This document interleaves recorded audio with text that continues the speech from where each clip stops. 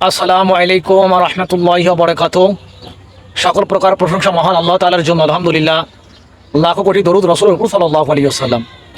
হযরত আবু হুরায়রা রাদিয়াল্লাহু তাআলা হইতে বর্ণিত, তিনি বলেন, আমাদের প্রিয় নবী হযরত মুহাম্মদ সাল্লাল্লাহু আলাইহি ওয়াসাল্লাম ইরশাদ করেন, যখন তিনজন ব্যক্তি একত্রে থাকবে, দুইজন ব্যক্তি একজনকে রেখে যেন কানে কানে কথা না বলে।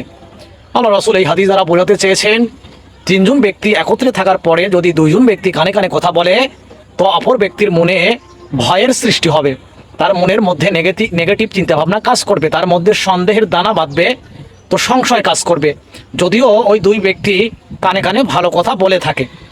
তো এর ফলে নিজেদের মধ্যে ভুল বোঝাবুঝি সৃষ্টি হবে। তো আমরা অনেক সময় এই ভুলটা করে থাকি।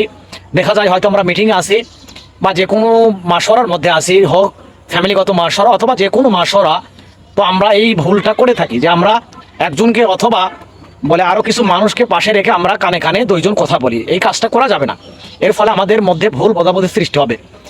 তো মহান আল্লাহ তাআলা আমাদেরকে সঠিক বুঝ দান করুক এবং এই ভুলগুলো থেকে যেন আমরা বেরিয়ে আসতে পারি, সেই তৌফিক দান করুক। আমিন।